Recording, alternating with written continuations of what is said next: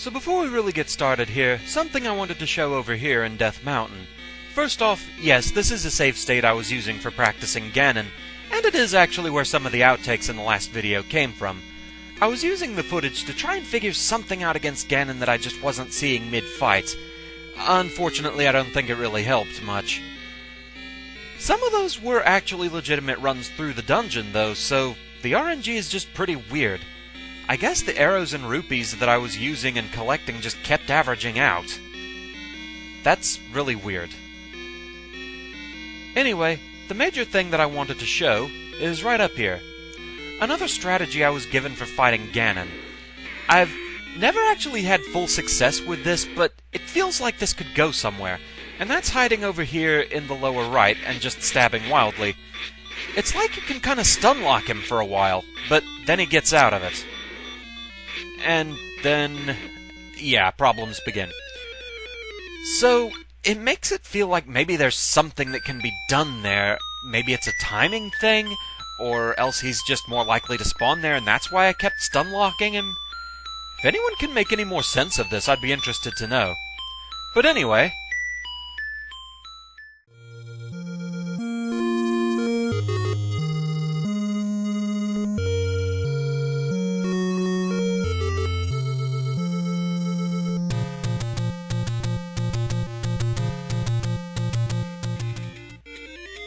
Hello, Ron Mithril here once again, getting back to the Legend of Zelda. So the Minimalist Run is finally complete, and now it's time to show where everything else is. So, let's be on our way. A few various things to buy and to just locate in the overworld. So let's take care of that first.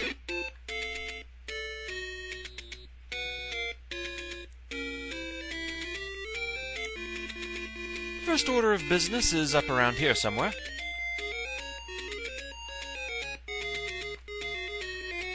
This one can be a little bit tricky to find. I want to say it's the fourth tree from the right.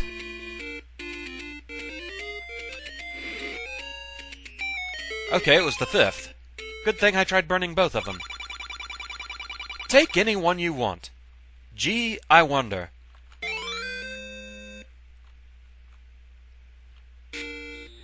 Kind of a bad deal there, since you can get medicine elsewhere. Okay, now to use this to get around a bit faster. Depending on which way you face when you summon the tornado, it'll take you forwards or backwards one dungeon entrance. And I seem to be at number 6. I think the caveat is you do have to actually have beaten the dungeon. For instance, it won't take me to Death Mountain. But this is close enough to where the power bracelet is, so let's go ahead and go get that.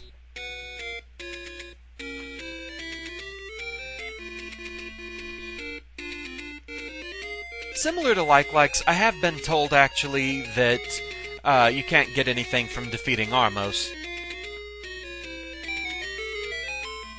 Although you are rather in the way. And at least thankfully slow. So we have the power bracelet. With the power bracelet, you can push certain boulders in the overworld. You can use it to open up shortcuts. I believe there's one over there, but let's go ahead and get rid of these Lionel.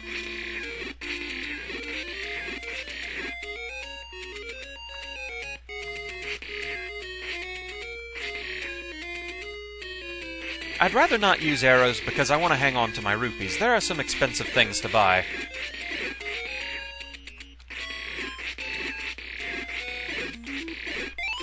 There we go. Now all we have to do is get back over there.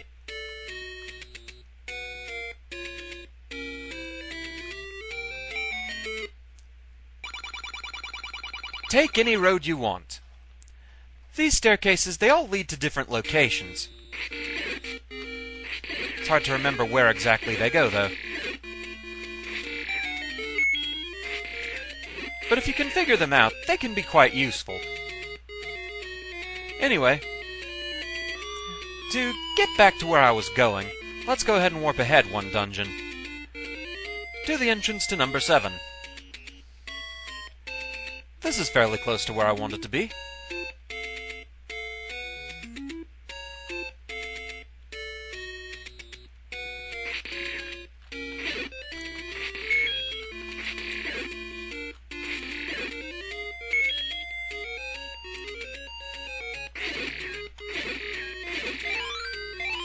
It's time to go ahead and buy that bloody expensive blue ring. And get hit with a lever, apparently.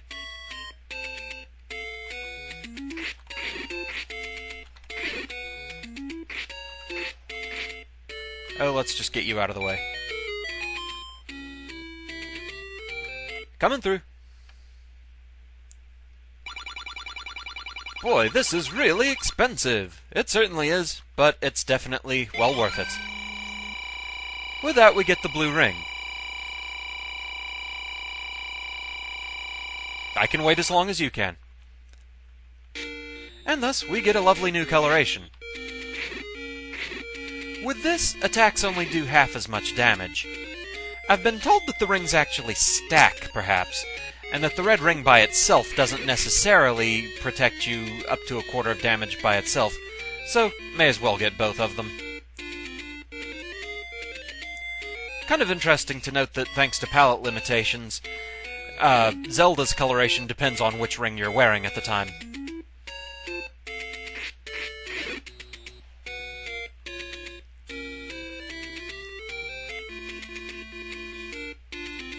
So yeah, we are going to have to grind for rupees at some point in order to buy the rest of the things I need to purchase. But for now, let's concentrate more on getting the rest of the heart containers in the overworld.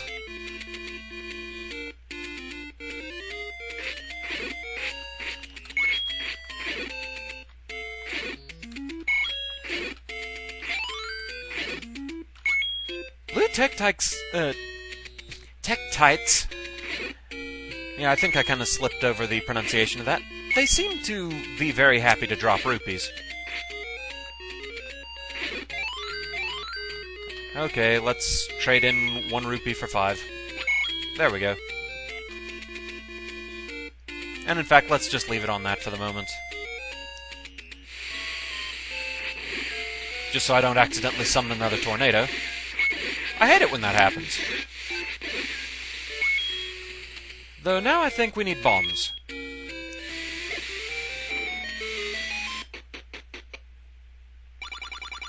Take any one you want. Again, thank you.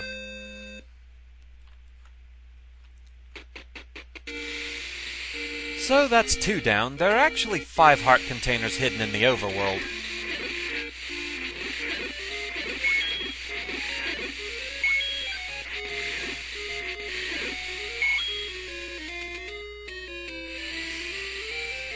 The next one is over on the beach, and is actually in plain sight. It's over on the eastern border of the map.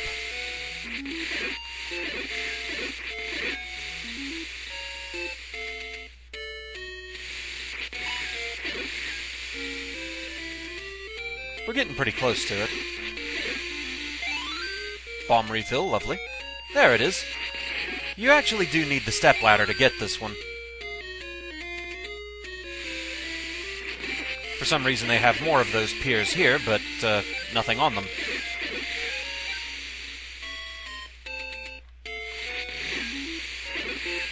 And speaking of piers,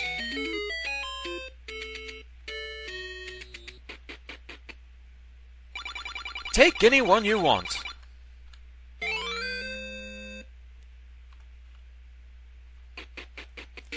So that just 1 to go.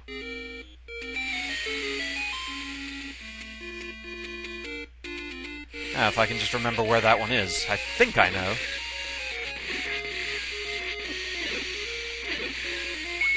But yeah, as you can see, the blue ring is helping out a lot. I'm taking less damage from attacks, sometimes not even half a heart's worth of damage. Pretty nice, that.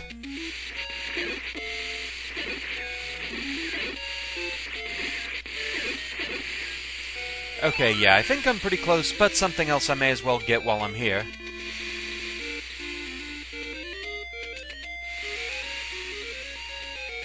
Let's go ahead and go up here and get the letter.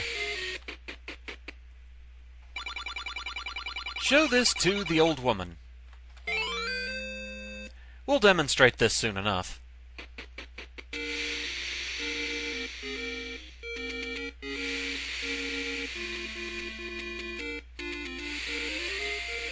Alright.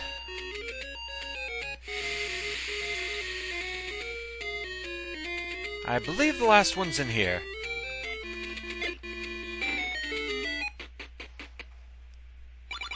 Yes, take any one you want. So now we have half the max life. And that's at least more than enough for one upgrade. Okay, last one we were at was 7. So we need to face this way, go to 6, face this way again, and then go to 5. That'll take us close enough.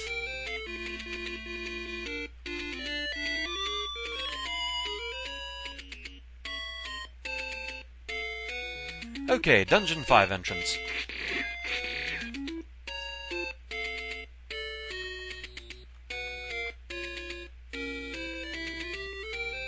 And up we go.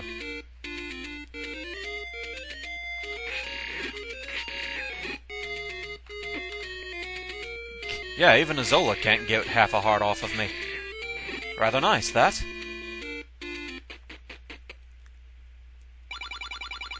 Master using it, and you can have this. Now, I've heard varying reports, actually, about whether or not the rings count, but I'm still fairly sure the cutoff for the white sword is 5 hearts. We've got more than enough.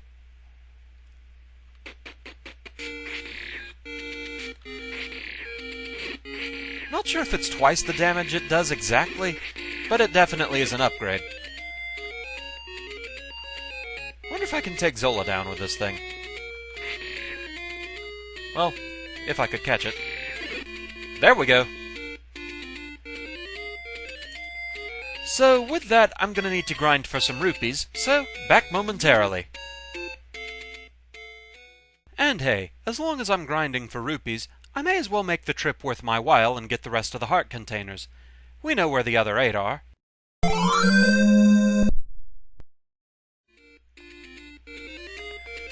So now that we have all the heart containers and a good supply of rupees, that opens up a few more things we can get in the overworld, so let's go for it. First, we'll take the Tornado Express back to the 7th entrance. It takes us near some things I need. And a few more rupees, always nice.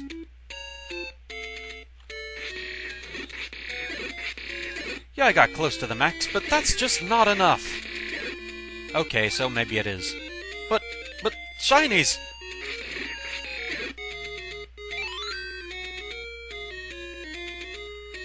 But yeah, getting those heart containers from the dungeons and going through them with full health and the blue ring and the white sword, oh, that felt good.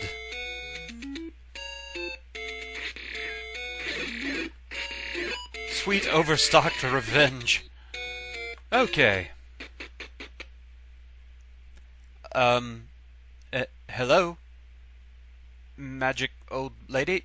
Hello? Alright, what if I show you this? Show the silent old woman the letter, and all the old women across the map will start selling you medicine. Well, the ones that were silent to begin with. The blue medicine costs 40 rupees, it heals you once. The red medicine costs 68 rupees and heals you twice. Drink it once, it becomes the blue medicine. Drink it again, it becomes the letter again. You don't have to show the letter to the old woman again, you can just go and buy another dose. It's basically just a placeholder item from there. Completion! Now, don't expect it to work like a bottled fairy in later games, though. It doesn't heal you automatically. You have to purposefully drink it. So yeah, also be careful about accidentally getting onto that and thus wasting it.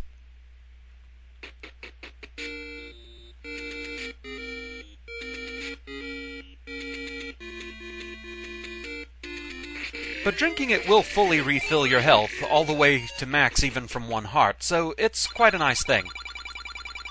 130 for the magical shield. We can find a better price than that.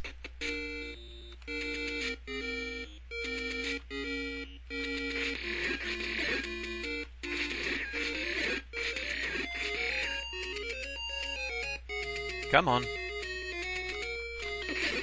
You first. And you're fast and in the way.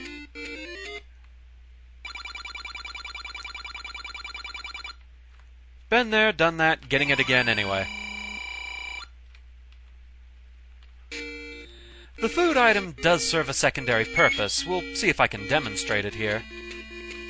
If you set it out, and you can do this as many times as you want, monsters will usually be attracted to it. I'm not sure if it works on everything, though. The Armos does at least seem somewhat distracted by it, but then they're fairly random in where they'll go anyway. It's definitely attracting the Octoroks, though. But yeah, you can use it as many times as you want in the field. It's just if you give it to the Grumble Grumble guy, that's the only time it will vanish for good. Okay, so we've done everything we need in this area. To the 6th entrance.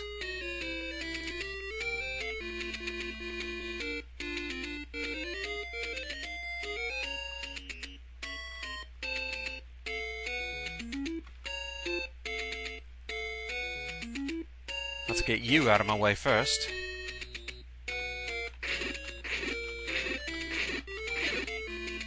Thank you.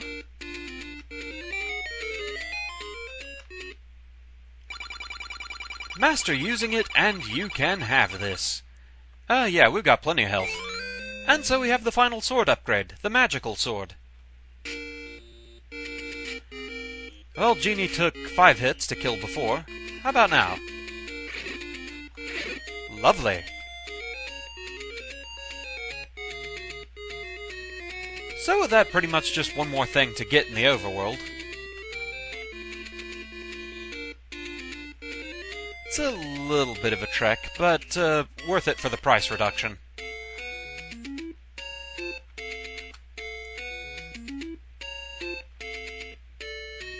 I want to say I'm headed the right way for it.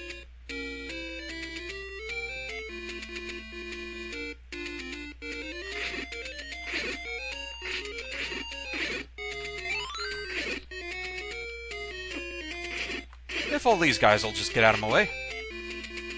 They still hurt a fair bit.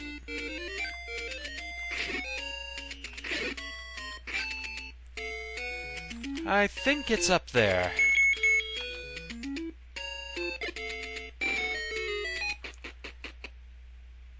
There we go. 90 rupees is a far better price for the magical shield. The magical shield isn't perfect defense. There's still plenty that can get through it, but it will reflect more than the normal shield will. I'm not quite sure what the exceptions are, though. The only thing to be aware of with the magical shield is that if you spend too much time inside of a like, it will devour it. So, with that, pretty much all that's left to get are the various things from the dungeons, the special items you can find there, I believe. Also going to need a few more rupees.